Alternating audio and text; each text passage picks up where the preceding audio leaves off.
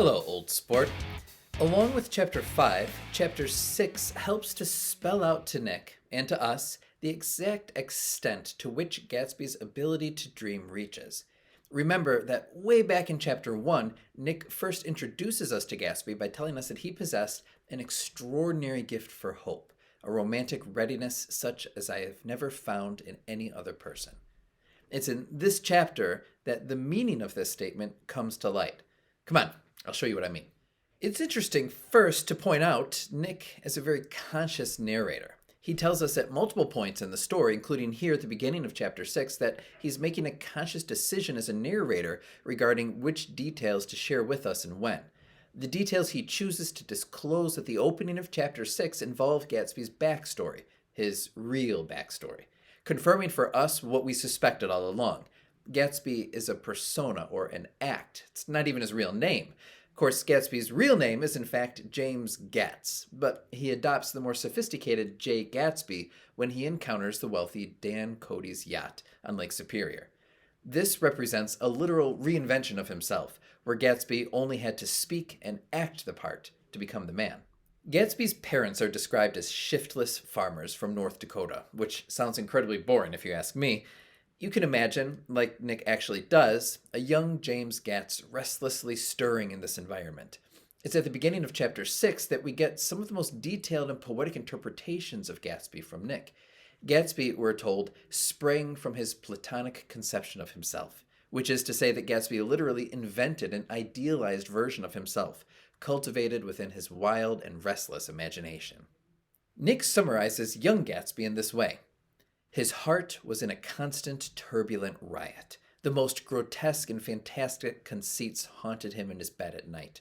A universe of ineffable gaudiness spun itself out in his brain while the clock ticked on the washstand and the moon soaked with wet light his tangled clothes upon the floor.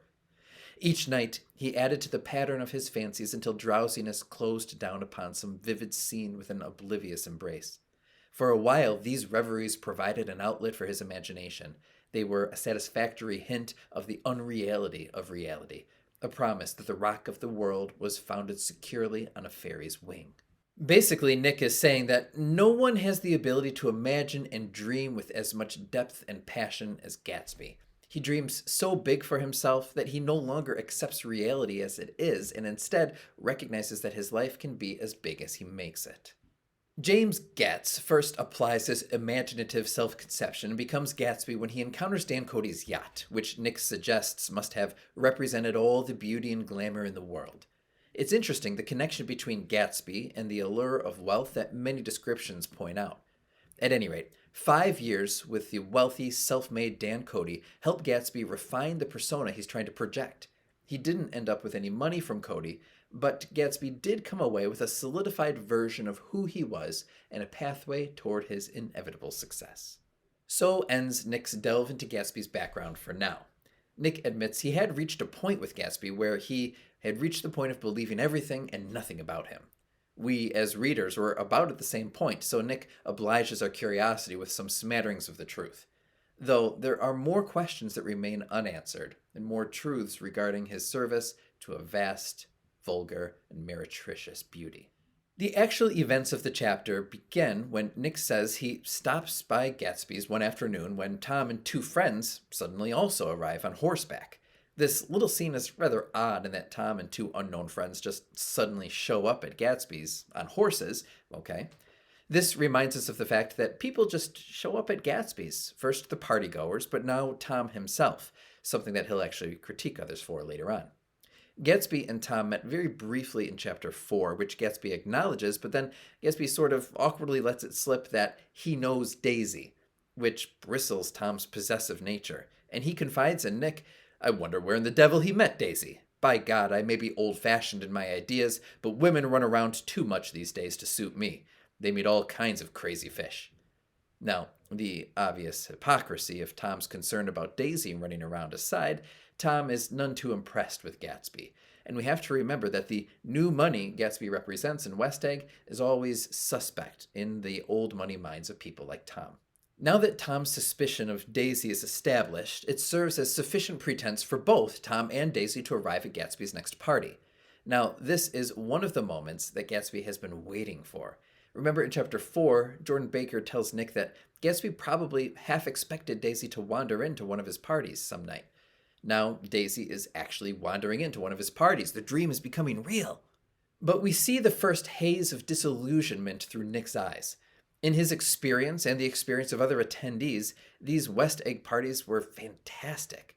But once Daisy arrives, Nick suddenly was looking at it again through Daisy's eyes, and he begins to perceive it in a way that Daisy, or at least how wealthy, beautiful, old money East Eggers would perceive it. Reality never seems to play nice with dreams. Even though Daisy says she has a good time and Gatsby gets to poke fun at Tom by introducing him around as the polo player throughout the night, I like the interplay between Tom and Gatsby in this scene, but even more obtrusive is the interplay between Tom and Daisy. Daisy is aware of Tom's roving eyes and even hands him her pencil to take down any addresses. But Nick sees that Daisy does not have a good time, except when she's talking to Gatsby. And even more, certain cultural and class issues sneak into his assessment. Nick tells us that she was appalled by West Egg, this unprecedented place that Broadway had begotten upon a Long Island fishing village, appalled by its raw vigor that chafed under the old euphemisms, and by the too obtrusive fate that herded its inhabitants along a shortcut from nothing to nothing. She saw something awful in the very simplicity she failed to understand. It's almost as though her inbuilt sensibilities were offended and she's irreparably incompatible with the culture of West Egg. Tom, aside from hitting on girls and assuming that Gatsby's a bootlegger, has an equally oppressive time and concludes his evening by telling Daisy that he's going to make a point of finding out what it is exactly that Gatsby does. Now, the end of this chapter is what helps to complete our portrait of Gatsby's wild imagination. Nick sees that Gatsby is disheartened at how Daisy doesn't like the party and realizes what Gatsby wants. He wants to literally reverse time and go back to the way they had their relationship 5 years ago. Nick sees immediately that he wanted nothing less of Daisy than that she should go to Tom and say, "I never loved you." After she had obliterated 4 years with that sentence, they could decide upon the more practical measures to be taken. One of them was that, after she was free, they were to go back to Louisville and be married from her house, just as if it were 5 years ago. Gatsby wants Daisy to erase her marriage to Tom.